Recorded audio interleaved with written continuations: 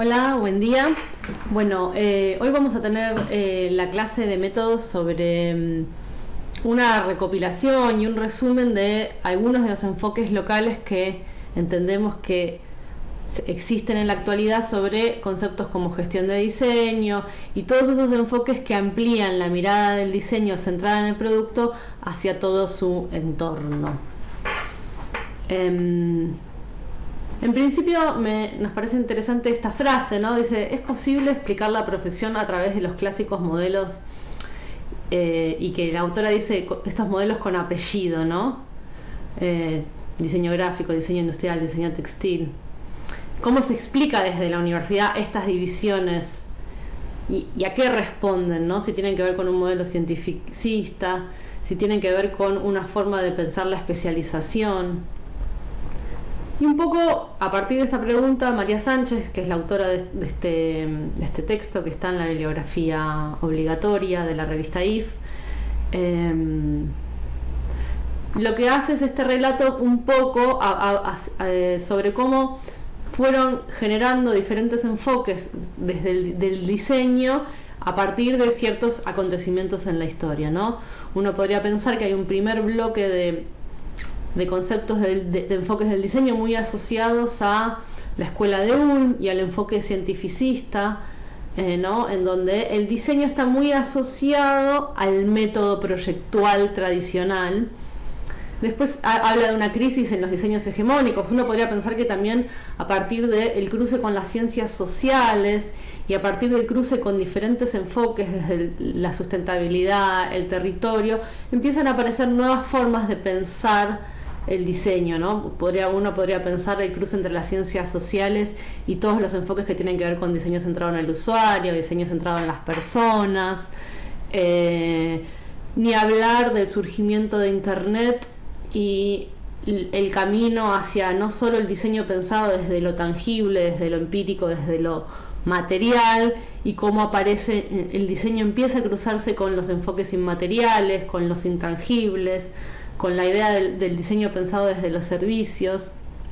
Y bueno, llegamos a la actualidad con de alguna forma una atomización disciplinar, dice ella, ¿no? Que aparecen como enfoques muy específicos del diseño, ¿no? El otro día hablábamos de UX, está el diseño para la innovación, o enfoques como muy grandes, ¿no? Como el diseño para la innovación social, el design thinking, que tienen que ver con enfoques más teórico-metodológicos de formas de pensar el diseño y cosas mucho más chiquitas como Internet de las cosas. Pero bueno, un poco me parece interesante pensar dónde está el diseño hoy y cuáles son de estos enfoques del diseño, no pensando ya si es industrial, si es de indumentaria, si es textil, si es gráfico, y cómo el diseño aparece en la actualidad hoy y cuáles son los enfoques teóricos que se construyeron acá en Argentina, ¿no? A partir de diferentes experiencias locales. Esta frase es una frase de Rosario Bernatene, de un texto que vamos a leer en historia, pero ella dice: felizmente se ha superado la perspectiva del diseño de producto desmembrado del proceso de industrialización. Es decir, esta idea de que el producto se puede diseñar solo pensando en las variables inherentes al objeto, ¿no? Y entonces dice, bueno, empecemos a pensar cómo es este producto en su proceso de industrialización. También podríamos pensar cómo es este producto en su proceso de consumo. Y ella habla de estas perspectivas teóricas sistémicas, digo sistémicas porque ya no es una sola variable, que amplían el horizonte del diseño. Ella habla de la actividad productiva. Hoy vamos a ver perspectivas que no solo amplían el horizonte de diseño hacia la actividad productiva, sino hacia otros enfoques también. Los tres ejes conceptuales o marcos teóricos que vamos a trabajar hoy son el concepto de gestión estratégica de diseño. Principalmente el primero de los autores locales fue Reinaldo Leiro, diseñador, docente y empresario, que hace el primer texto fundacional sobre, bueno, cuál es el rol del diseño en las empresas, cómo puede pensarse el diseñador ya no solo diseñando el producto, sino teniendo en cuenta todo lo que hay a su alrededor, porque si no entienden o si no tienen manejo de todas esas otras variables de marketing, de gestión de la producción, de gestión de procesos, al final el desarrollo de su producto está supeditado a decisiones externas. Entonces un poco lo que propone Leiro es, bueno, que los diseñadores empecemos a tener esta dimensión estratégica implica que podamos tomar mayor cantidad de decisiones que después van a repercutir en el producto. La gestión de diseño en el territorio, en realidad no hay una manera no hay un texto que lo defina así, pero la autora es Beatriz Galán, que trabaja mucho sobre el enfoque sobre cómo se puede pensar el diseño en el territorio y un poco amplía esta mirada que viene trayendo Leiro, bueno, el CMD que ahora vamos a ver, más anclada en lo empresarial y empieza a pensar en las necesidades del territorio. Y después conceptos como el análisis de cadena de valor y el ciclo de vida del producto, que vamos a trabajar con un texto de Rosario Bernatene, pero que en realidad Rosario Bernatene lo toma de Kaplinsky y Morris, que son dos autores que hacen un gran análisis de la cadena de valor desde una mirada económica y ella lo cruza con los enfoques de diseño. Vamos a empezar por el modelo INDI, que es el modelo que propone el CMD. El CMD es el Centro Metropolitano de Diseño, es una institución del gobierno de la Ciudad de Buenos Aires que surge en los 2000, muy acompañada de este boom, de esta explosión del diseño de autor, sobre todo centrada en Palermo, y que de alguna manera busca darle forma a estos enfoques nuevos que estaban saliendo del diseño y ver cómo se puede empezar a cruzar el diseño y cómo el diseño puede aportar a las empresas. De trabajos de varios años de incubar empresas, las autoras que son Paulina Becerra y Analía Cervini generan como que sería como una suerte de manual o de este informe en donde a partir de la experiencia de trabajar con empresas, con pymes podríamos decir, generan metodologías para pensar cómo el diseño puede intervenir en diferentes instancias de los procesos de una empresa. A partir de esto lo que proponen es el modelo INDI, que es una sigla, ahora la vamos a ver, después no la tengo acá exactamente, pero un poco lo que proponen es esto, ¿no? Acá tenemos el objeto y dice, bueno, si elevamos la lupa por sobre el producto, lo que vamos a encontrar es un sistema de relaciones que lo vinculan, es decir, no es el producto, sino que hay un sistema de relaciones que lo vinculan entre sí y que tienen que ver con los procesos, las tecnologías, las personas, las formas de transformarlo, los canales de comercialización, los consumidores. Y bueno, y las autoras lo organizan en 4 escenarios, ¿no? Que ahora vamos a ver, ¿no? El escenario material, el escenario de consumo, el escenario de la comunicación y el escenario de la transformación. Y a partir de eso empiezan a abrir el mapa de todos esos espacios en donde el diseño puede intervenir estratégicamente. Acá tenemos el desglose, ¿no? El escenario material, que es un poco el que nosotros conocemos, ¿no? Digamos, el uso, la forma, la función, las materias primas, los semi-elaborados. Y es interesante porque si pasamos al escenario de la transformación, acá ya la tecnología se está pensando desde la gestión de la tecnología, ¿no? La maquinaria para la transformación de los materiales, la secuencia, es decir, los procesos de fabricación, cómo se arma, cómo se ensambla, cuáles son las variables de control de calidad. Entonces, esto que nosotros a veces pensamos, ¿no? Que la tecnología tiene que ver con la materia prima o con los insumos, bueno, empieza a convertirse en un escenario entero en donde empiezan a haber otras variables, ¿no? Como los procesos, las variables de calidad, las decisiones tecnológicas.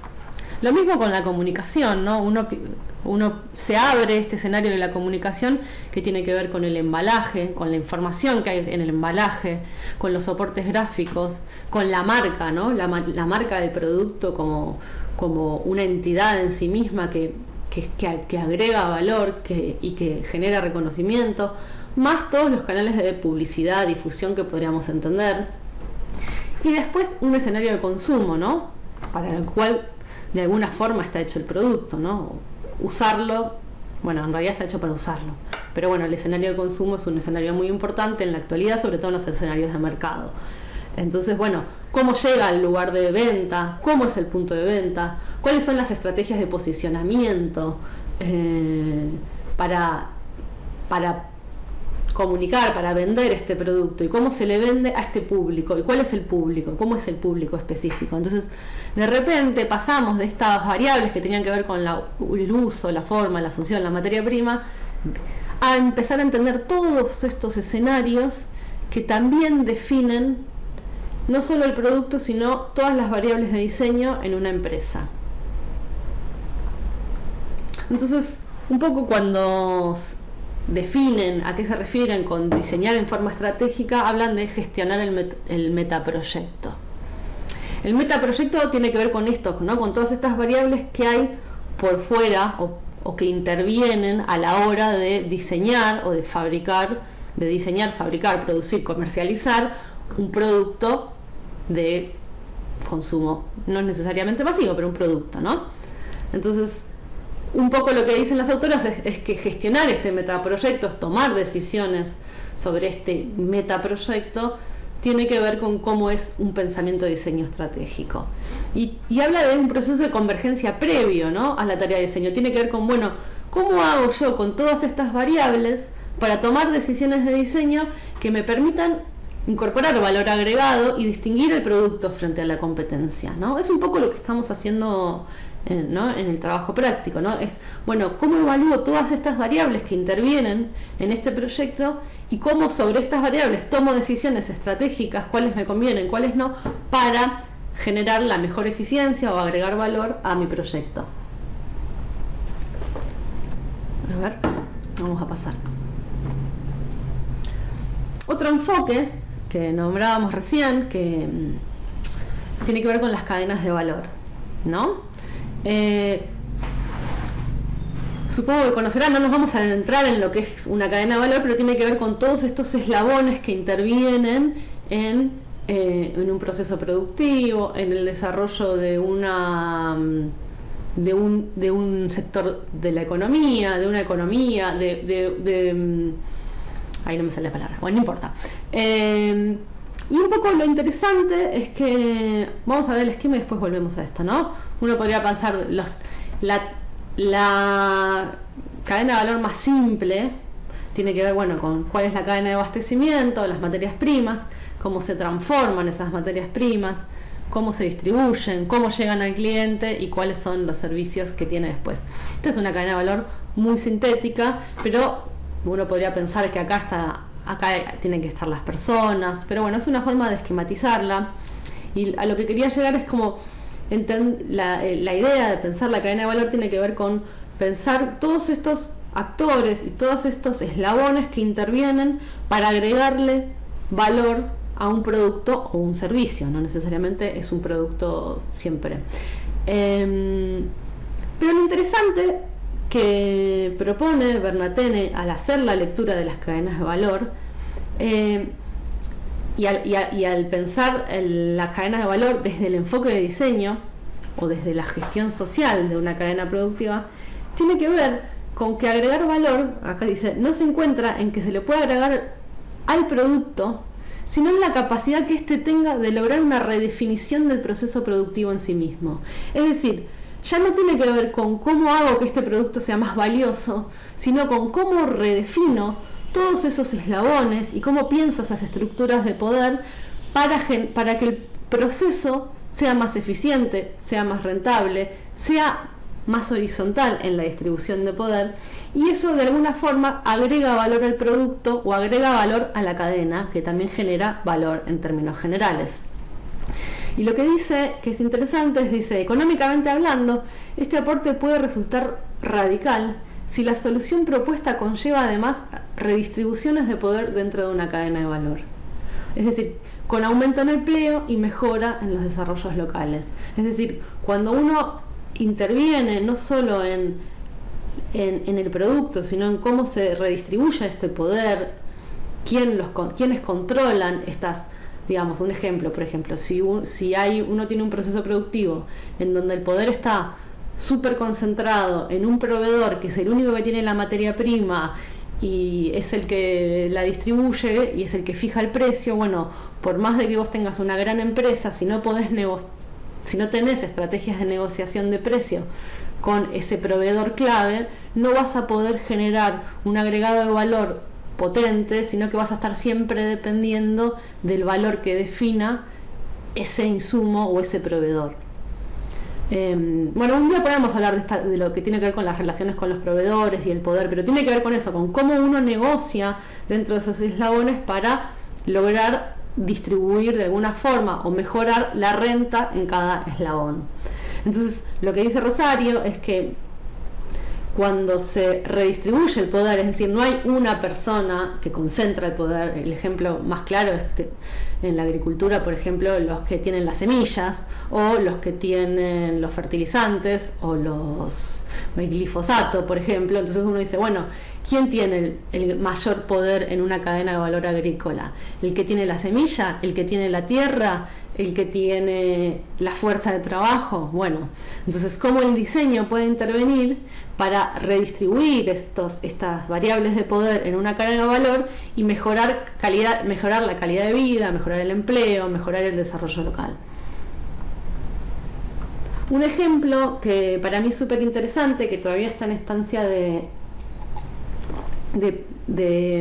preserie, ya se hicieron los prototipos y ya se están ya hay una preserie, es esta pasteurizadora para pequeños productores lecheros. Esto es un proyecto que se inició en una cátedra de diseño de la UBA, de FADU, en donde lo que se dieron cuenta es que en realidad la leche y los productores lecheros, al no tener la tecnología para pasteurizar la leche, solamente podían vender la leche como una materia prima a un muy bajo costo, o venderla como leche de campo, no quiero decir ilegal, pero en realidad tenía que ver que no estaba bajo criterios que no están autorizados por la ANMAT, básicamente. Entonces, ¿esto qué hacía? Los forzaba o a que vendieran en un mercado informal la leche sin pasteurizar, o a que vendieran la leche por cantidad a las empresas como la Serenísima o las grandes empresas lecheras que tenían el capital tecnológico para pasteurizar la leche. Esta máquina lo que permite es una máquina de baja escala, lo que permite es pasteurizar la leche ensachetada ya, y lo que permite es que esta producción que antes los tamberos vendían en un mercado informal porque no estaba regulada, agregarle valor a esta leche, normalizarla, legalizarla, y sobre todo una cuestión muy, muy importante de salud, ¿no? Digamos, la leche pasteurizada no es un dato menor, ¿no? Prevenir un montón de riesgos que implican el consumo de leche sin pasteurizar. De alguna manera, esta tecnología, esta maquinita, interviene y redistribuye el poder en la cadena de valor que antes estaba fuertemente anclado en quien poseía la máquina pasteurizadora, y ahora con una máquina pasteurizadora de menor escala se puede redistribuir y generar mejora, por ejemplo, en los ingresos de cada de estos eslabones que antes eran más débiles. Este es un ejemplo concreto de cómo el diseño puede intervenir en una cadena de valor y generar valor agregado y mejorar la redistribución de la renta. Vamos a otro. Un poco lo que decíamos recién, ¿no? Esto sirve para estudiar la posibilidad de mejoras en el posicionamiento de la firma en la cadena y para detectar problemas desde el punto de vista de producto, proceso productivo, la organización social y la comercialización. Todos ellos son elementos que repercuten directamente en el agregado de valor de diseño. Entonces, cuando uno empieza a desglosar y analizar cada uno de estos eslabones, puede generar mejoras que repercuten directamente en el agregado de valor en diseño, y ya no es en diseño de productos, sino es en un diseño más en general, ¿no? Y por último, pero nos lleva bastante tiempo, nos interesa como trabajar sobre este enfoque que le pusimos de diseño y territorio, de Beatriz Galán, y sobre todo sobre esta metodología que ella propone, que es la matriz de diseño estratégico. Un poco cuando empezamos a entender esto, volvemos a los mismos ejes, ¿no? Beatriz dice, considerar los objetos no solo por los atributos absolutos, su materialidad, su configuración, ¿no? Un poco lo que veíamos en el primer cuadrante de la matriz del IMDI, sino por sus atributos relativos, es decir, como signos. Y el objeto es integrado en una entidad mayor, que es la vida social, que es la que le atribuye significación a ese objeto. Entonces, dejemos de pensar el objeto solo, aislado, sino pensemos en todos esos signos y cómo la sociedad y la vida le atribuyen significación a los objetos. Entonces, un poco desde esta idea, ¿no?, de empezar a pensar los objetos anclados en un contexto social de significación, que le da sentido, surge esta idea de pensar el diseño de alguna forma en el territorio. Entonces, ¿qué plantea Galán? Dice: este proceso que acontece al diseño es el tránsito entre una visión del diseño que ve el mundo como una colección de objetos, medio lo que veníamos diciendo recién, a una sistémica y compleja, que explora las relaciones entre los productos insertos en la trama social que les da sentido. El diseño se ha acercado en las últimas décadas a las ciencias humanas o sociales, intentando un giro al contexto, desplazando la atención del objeto hacia las relaciones y situaciones sociales que posibilita. Me parece que el aporte que hace de Galán, que quizás en los otros casos no se veía tan claro, es la dimensión social de los objetos, o la dimensión social del diseño, o de la producción, o este enfoque que dice, bueno, los objetos están en una trama social. ¿Para qué los necesitamos? ¿Para qué los creamos? Bueno, ¿cuáles son estas variables del territorio, de la sociedad, que justifican la existencia de estos objetos?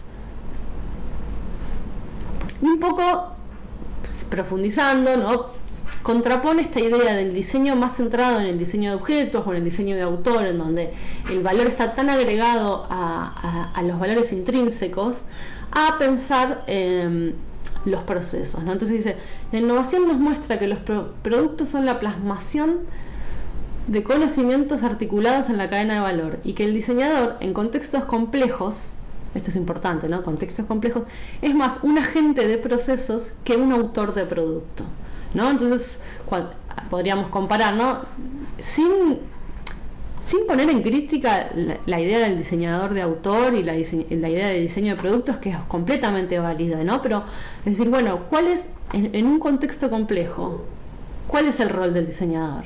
¿Hacer que este producto sea más lindo? ¿O repensar cómo articulan todos estos procesos que intervienen en una cadena de valor, en una empresa, para generar mejoras?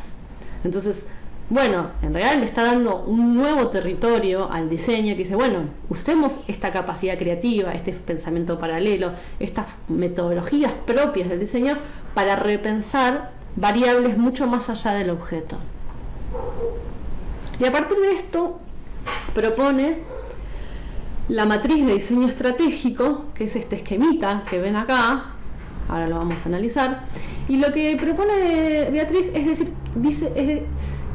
pensar al escenario como una totalidad integradora, es decir, como el escenario, el contexto social, el contexto productivo, como esa totalidad, como una cápsula que envuelve a todas las demás variables que se van desarmando o encontrando a la hora del desarrollo de un producto o de un proceso. Entonces dice, bueno, ella habla incluso de la figura de mamushka, dice, el escenario es como esta mamushka más grande, en donde voy abriendo y voy encontrando otros elementos, ¿no? La unidad productiva, en donde aparecen elementos de gestión de diseño, el sistema producto, donde aparecen los catálogos, las marcas, el envase, el producto en sí mismo, el producto, sus componentes, las variables de usabilidad, las variables estéticas. Dentro de esos componentes, los materiales, los procesos. Bueno, y entonces ella dice, bueno, pero todo esto está englobado en un contexto que influye directamente en cada una de estas variables, ¿no? Como una cascada en donde todo lo que suceda en el contexto va a intervenir y va a influir en cada variable o en cada unidad de estos elementos que Rosario, cuando lee a Galán, los define como instancias de intervención proyectual. Y cuando dice instancias de intervención proyectual, nos referimos a que cada una de estas variables pueden ser sujetos o objetos de diseño, o son factibles de ser intervenidas desde nociones de proyecto. Lo otro que dice Galán es que, si bien hay una jerarquía ontológica, dice, ¿no? que de arriba hacia abajo, en realidad hay procesos que decantan, pero también hay decisiones de diseño que suben, ¿no? Uno podría hablar de el goteo y de la burbuja, ¿no? Entonces, según cómo uno intervenga en esas variables, puede generar mejoras que también pueden subir hacia el escenario o bajar desde el escenario hasta los procesos. Un ejemplo de diseño en el territorio, ¿no? Como para entender un poco esto, podríamos pensar, esto es un proyecto asociativo de diseño financiado por el Ministerio de Industria, que tiene como objetivo optimizar el proceso productivo del mimbre. Entonces, y acá es interesante, dice, mediante mejora en las herramientas y en el sistema de protección de los trabajadores, ¿no? Cuando uno piensa en el mimbre y diseño, lo más literal que uno piensa es, bueno, ¿cómo puedo hacer canastos más lindos? ¿Cómo puedo mejorar la trama? Bueno, ahora si nosotros pensamos el mimbre como una economía regional, esa era la palabra que no me salía, economía regional, bueno, ¿cuáles son todas estas variables dentro del territorio donde trabajan los mimbreros que son sujetas a necesidades, que tienen necesidades de diseño? Donde el diseño puede intervenir, donde el diseño puede proyectar soluciones. Bueno, entonces si nosotros empezamos desde el territorio y pensamos el problema del mimbre desde el territorio y no desde los objetos de mimbre, bueno, la posibilidad de intervenir desde el diseño se amplía un montón más, y las mejoras ya no solo intervienen en la variable de consumo o de uso, sino que intervienen en todo el proceso. En este caso, el trabajo tenía que ver con diseñar una herramienta que mejorara el proceso de cosecha del mimbre para que no se lastimaran tanto los trabajadores, para mejorar la postura de la cosecha. Un poco acá están los objetivos, ¿no? Definir mejoras en el diseño de las herramientas para la cosecha y la confección de los atados de mimbre. Implementar un sistema de protección personal para la producción del mimbre. Bueno, después hay otras variables, ¿no? Divulgar la experiencia y las metodologías desarrolladas. Muchas veces estos proyectos que tienen como que tienen un financiamiento del Estado no solo tienen que ver con una mejora en la sociedad, sino como con cómo desde el diseño se divulga esto. Entonces, varias de estas soluciones generalmente terminan se trabajan bajo la metodología de diseño abierto, y a veces estos instrumentos se pueden comunicar para que otras personas que tengan la misma necesidad puedan tomar la idea y fabricarlas con sus tecnologías o mejorarlas, ¿no? Y empezamos a hablar de esta idea de ciencia abierta, de innovación abierta, ¿no? Como que también cuando empezamos a hurgar en otras formas de pensar el diseño, no solo centrado en el producto, también aparecen otras formas metodológicas de entender las soluciones del diseño, donde ya el copyright o el copyleft o la idea de la propiedad intelectual pierde sentido, porque estamos pensando en mejoras que no solo generan rentabilidad para una empresa. Bueno, este es uno de los instrumentos que se diseñó en la herramienta de cosecha, ¿no? Y bueno, lo importante, ¿no? A partir de 4 encuentros en el territorio con productores de la cooperativa y un trabajo colectivo, se pudo diseñar y probar la herramienta, ¿no? La instancia, como el territorio no solo como un espacio para que nos da información, sino un espacio para verificar que esta información funciona, ¿no? Digamos, y volver a recopilar información. Otro ejemplo, nada que ver, pero digamos, nos vamos a un ejemplo como mucho más centrado en el producto.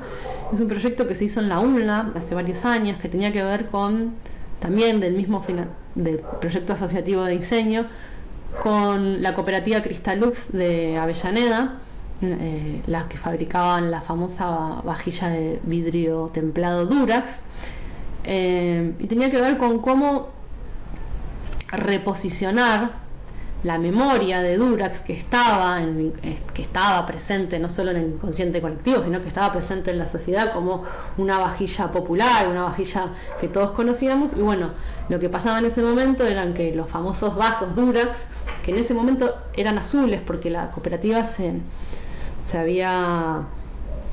Bueno, era una fábrica que se fundió, que se reformuló como cooperativa, y cuando iniciaron en el proceso de reactivar los hornos, fabricaban con vidrio azul, que el vidrio azul tenía como, ahora no recuerdo muy bien, pero tenía algunas variables que eran más fáciles de producir, porque al no tener transparencia permitían ciertas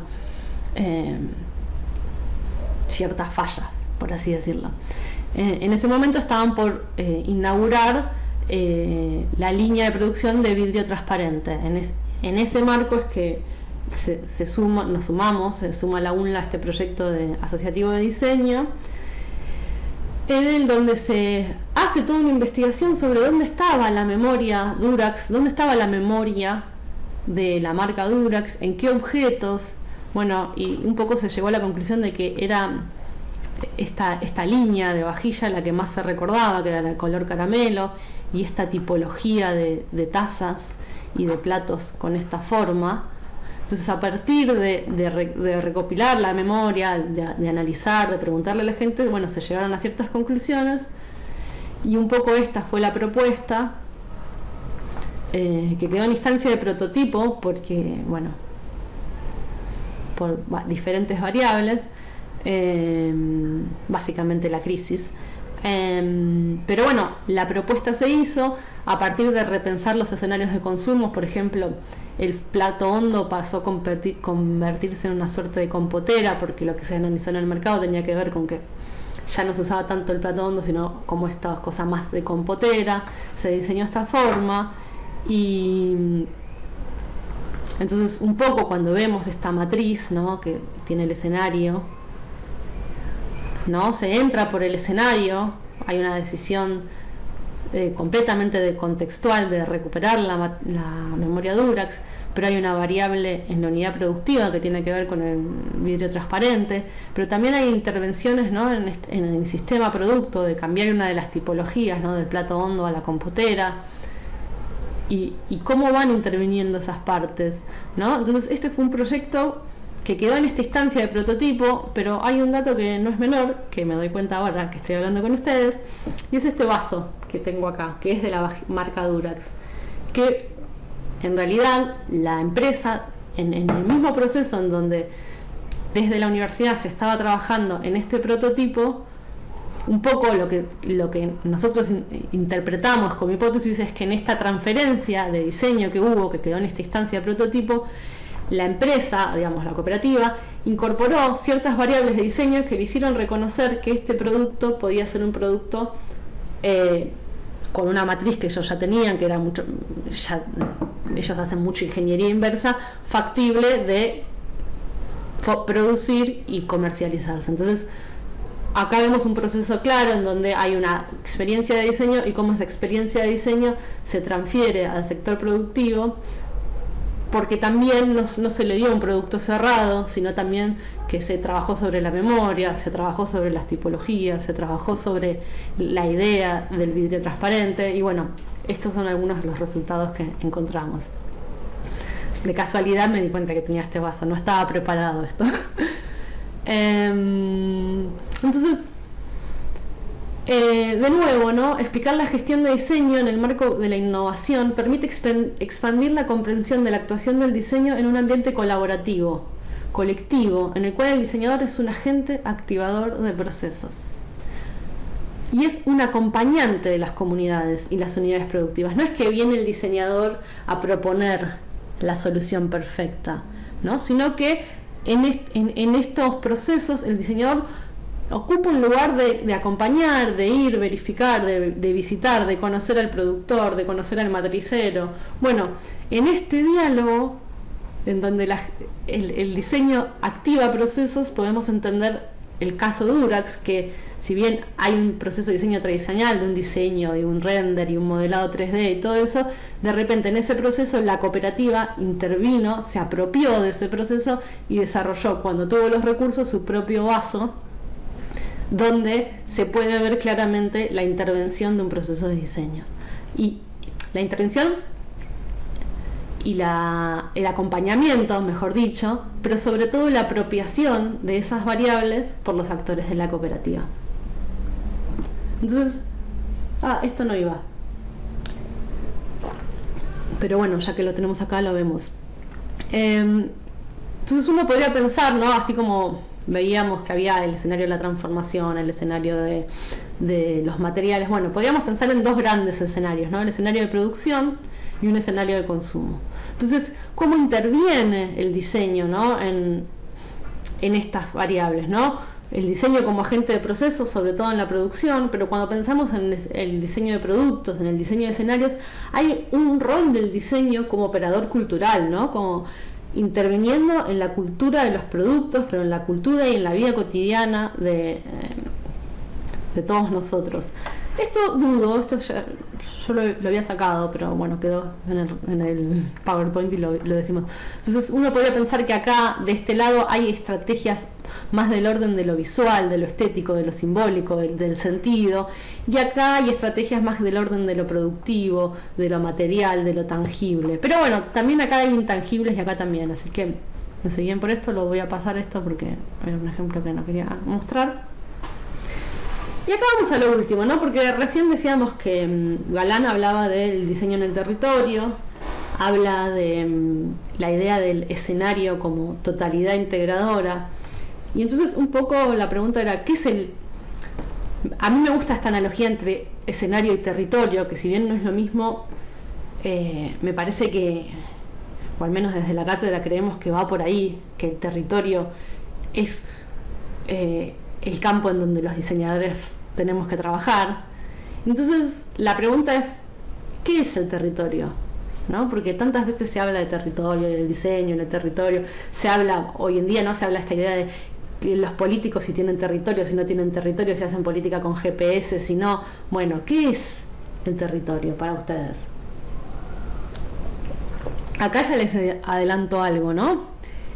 Que es una frase que es bastante conocida, ¿no? La idea de que el mapa no es el territorio.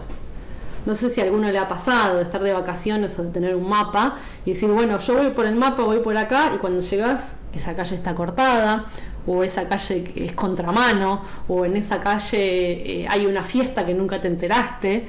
Y bueno, esta idea del mapa como idea de lo que veo desde arriba, no lo racional, ¿no? Pero lo que está organizado y lo que está, y de la información que sistematizada, no es la misma que yo me puedo encontrar cuando camino por el territorio.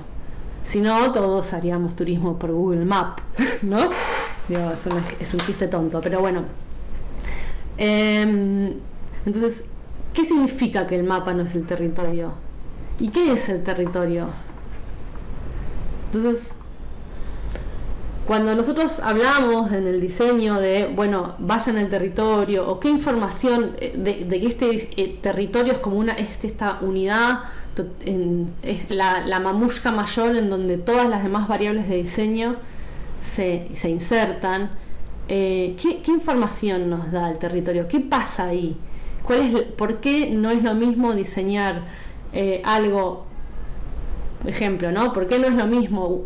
¿Por qué hoy en día se está discutiendo una ley de talles argentina y no sostener una ley de talles francesa?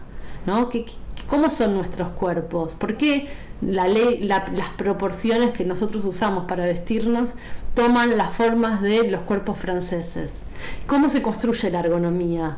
¿De dónde se sacan esas generalidades, ¿no? Esos mapas que construyen lo que debiéramos de ser, ¿no?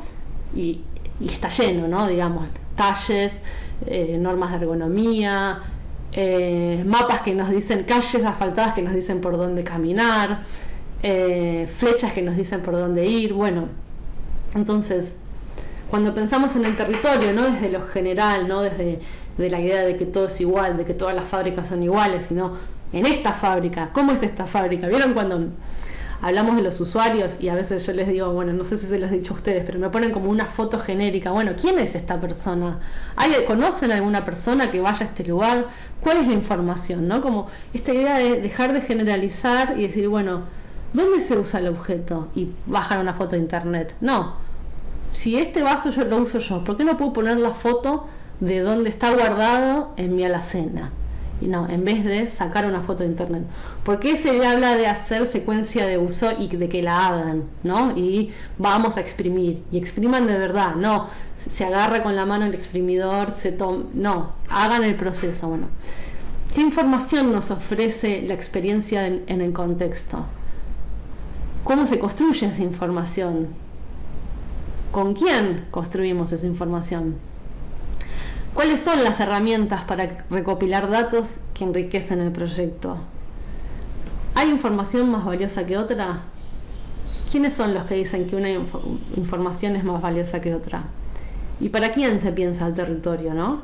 Habitar, consumir, caminar, vivir, dormir, ¿no? Son como palabras súper fuertes, pero cuando pensamos en el territorio, digamos, podemos pensar en el territorio como el terreno, pero también podemos pensar en el territorio como una fábrica, como un vivero, ¿no? Esto que decíamos, no, ¿cómo es este vivero, no? ¿Cómo son los viveros? ¿Cuál es la particularidad de este natatorio, no? ¿Qué hay adentro de cómo viven estas personas? ¿Qué les pasa? ¿Por qué vienen ahí y no van a otros? Bueno, cuando hablamos de territorio nos referimos a eso, a lo específico, a lo concreto, a lo que uno puede encontrar solamente caminando por esas calles o visitando ese lugar.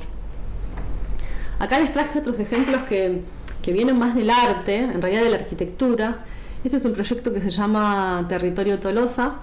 Territorio Tolosa es un colectivo de arquitectes, pero básicamente mujeres,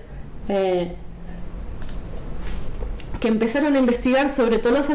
Es un barrio de La Plata, que es un barrio ferroviario, donde hay una similar a lo que, ¿no? a la Universidad de Lanús, ¿no? Con estos grandes galpones ferroviarios, y empezaron a preguntarse qué pasaba en Tolosa. Empezaron con el mapa, y después una de las metodologías que ellos tuvieron fue hacer recorridos. Ahí están 19, 20, 21, en donde invitaban a gente que conocían que vivía en Tolosa a que les invitara a hacer un recorrido por ese barrio. Entonces cada persona que estaba en ese barrio hacía su propio recorrido y le iba mostrando sus puntos de interés, sus puntos de vista de me gusta esto porque hay este sonido, este almacén que venden estas empanadas, mi casa que antes era un laboratorio de análisis clínicos. Bueno, entonces a partir de eso empiezan a recopilar otra información que uno por ahí no podría construir desde la idea de que es Tolosa, desde la generalidad. Entonces, a partir de los recorridos encontraron la metodología de reconocer qué es Tolosa para ellos y qué es Tolosa para cada uno. A partir de eso empezaron a trabajar sobre el concepto de ciudad feminista. Esto es parte de un proyecto que se hizo en el Encuentro Nacional de Mujeres en La Plata. Pero también se empiezan a preguntar cómo puede ser una ciudad feminista, ¿no? O cómo es la ciudad para las mujeres también, ¿no? Entonces, ¿por dónde pasan las mujeres? ¿Por qué calles no pasamos? Elegimos no pasar las mujeres, y ¿por qué? ¿Por qué bordeamos las plazas? ¿Por qué no? Bueno, empiezan a investigar el territorio, la ciudad, ya no desde la perspectiva del tránsito, ¿no? De los autos, que es la típica, ¿no? De cómo mejorar el tránsito, sino desde el peatón, desde las personas, de las mujeres, desde cómo vive la ciudad alguien que tiene silla de ruedas y alguien que no tiene silla de ruedas, alguien que tiene un cochecito. Entonces, desde ese lugar empiezan a preguntarse la ciudad y hacen estos mapas, ¿no? En donde, por ejemplo, definen recorridos donde la gente charla, ¿no? Derecho a soñar hablan, ¿no? La idea de caminar. Bueno, ¿por qué camino por un lugar y por qué otro? Siempre camino para ir al trabajo o haber otras cosas que pasan en el medio. En el medio hicieron análisis de plantas, visitas, invitaban a gente a visitar, a caminar por esos espacios. Ven los galpones que están abandonados, pero son súper parecidos a la UNLA. Este es otro proyecto que se llama Laberintos de Cristal, también de arte. En este participé yo, pero no es por contarles mis proyectos, sino porque nosotros nos pasó una cosa que fue re loca, que tenía que ver con que esto era un proyecto que investigábamos el rol de las mujeres en la justicia y la idea del techo de cristal, como ese techo invisible que hace que las mujeres no asciendan en ciertos lugares. Y lo que proponíamos era una performance en la Facultad de Derecho, a partir de usar tejas de vidrio. Bueno, todo el tiempo pensamos la performance en las escalinatas de la Facultad de Derecho, que era lo que nosotras conocíamos de la facultad. De hecho, fuimos a ensayar a la facultad, pero íbamos los sábados porque los días de semana era más difícil ir. Y un día nos juntamos con una agrupación feminista de la Facultad de Derecho y nos invitaron, y nos dimos cuenta de que los estudiantes de la Facultad de Derecho no entraban por las escalinatas, que las escalinatas se usaban para las publicidades, para actos políticos, para eventos más del orden social, y que los estudiantes entraban por el costado a la facultad. Entonces todo el proyecto se cambió, también porque llovía, digamos, y se hizo la intervención entrando por el costado, y si ustedes ven, acá no hay nadie y acá está lleno de gente. Entonces el territorio nos dio esa información de cuál era el horario donde había más gente, por dónde se entraba, por dónde había que hacer el recorrido, quiénes estaban, quiénes eran las personas. Entonces un poco a veces el territorio, ir, caminar, conocer a las personas nos da una información que desde el mapa no vamos a conseguir nunca. Incluso yendo un día donde no hay personas, es lo mismo. Acá tenemos otra pregunta.